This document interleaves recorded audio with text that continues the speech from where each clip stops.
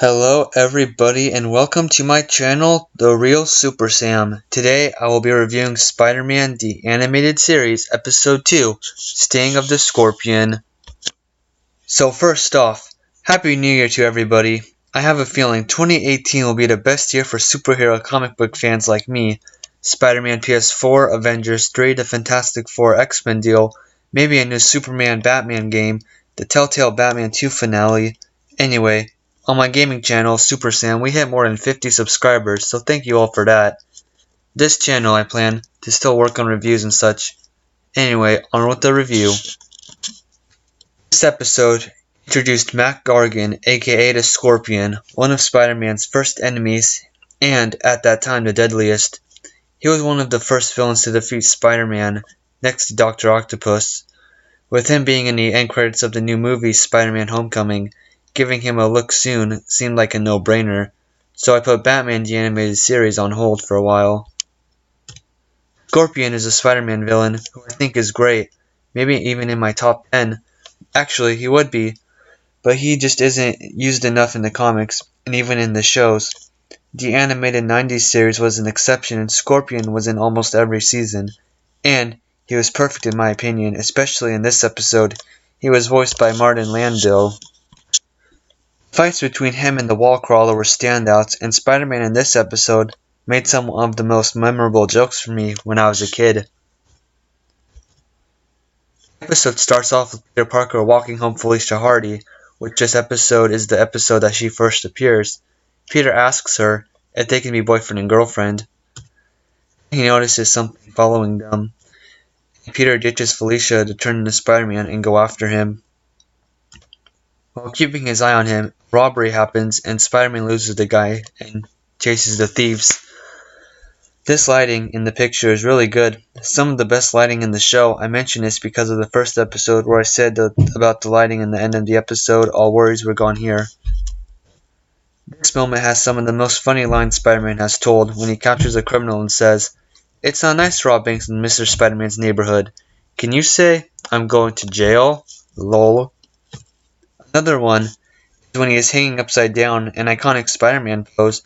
Then, when a thug calls out, "Spider-Man," Spider-Man goes, "Spider-Man? Where? Where? Oh, I just get so flustered when I meet a celebrity. I just don't know what to say."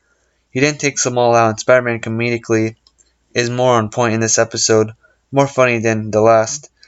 This just shows that it is the funniest Spider-Man almost in media.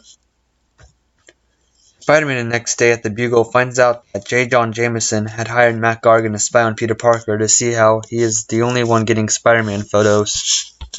Spider-Man then threatens Jameson to stop publishing Spider-Man stories. Jameson then gets worried remembering the past when someone threatened him, and because he didn't back off, his wife died, and then decides to get Gargan and turn him into someone who is powerful enough to defeat Spider-Man. He goes to Dr. Stillwell to use neogenics to do it.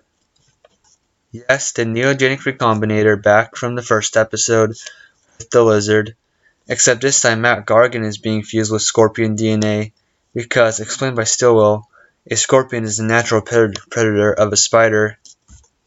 Next day, Scorpion goes after Spider-Man with JJJ recording. He will have what he wants, Scorpion defeating Spider-Man. The fight is one of the best with the Scorpion in the series, and again, the joking is on point. In fact, one joke is very important for the show. The joke of Spider-Man telling the Scorpion, "If you want to join the Fantastic Four, you're in the wrong place." It makes this show for me feel more like a Marvel show, meaning that there's every superhero in the same universe, and one could show up at any point in the episode. Unlike the spectacular Spider-Man, and when we get to the crossovers, we will talk about those. Scorpion shows off all of his powers like climbing walls, squirting acid from his tail, and having the strength to break Spider-Man's webbing. At the end of the fight, the Scorpion seems more monstrous than before. His skin actually turns green and he starts hunching over like a scorpion.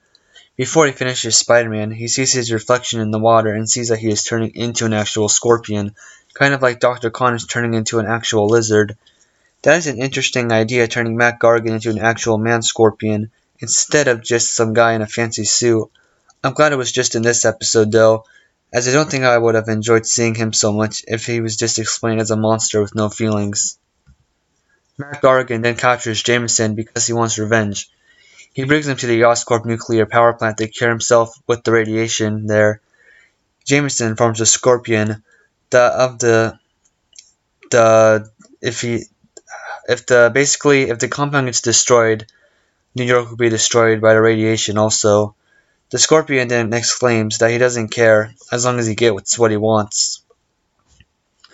It's up to Spider-Man to finally stop this beast from destroying the city and save J. Jonah Jameson's life. So first things first, the Scorpion. I love him in this show, and rewatching this episode showed me more ideas that I never saw before, like the Scorpion actually turning into a man-like Scorpion in the final fight. He actually grows. Everything is straight from his first appearance in The Amazing Spider-Man issue 20. Spider-Man also makes some to be the best joke in the whole series, which I have to talk about now. JJJ starts asking him how he knows all this stuff after asking him a bunch of questions, and after which Spider-Man responds, "What do I look like? A tick?" The JJJ relationship with Spider-Man certainly grows here, learning about the core of his hatred towards Spider-Man, and Spider-Man putting aside his bias to save J. Jonah Jameson's life.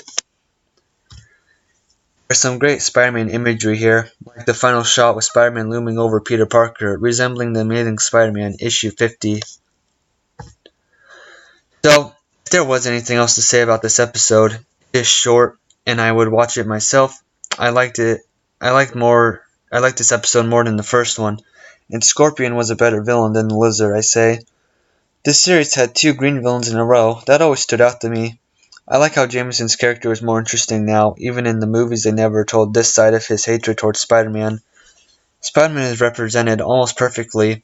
There's barely any Peter Parker this time though, and Aunt May doesn't appear at all. This is one of the most action-packed episodes of this season, and you couldn't do that with Peter Parker in it for 10 minutes. This was one of the best of the season, and one of the best of the whole show in my opinion. I don't know what episode I will actually review next. I may not go in order now, but we'll see. Anyway, I hope you all have a happy new year. And remember to like, comment, and subscribe. And have a good day.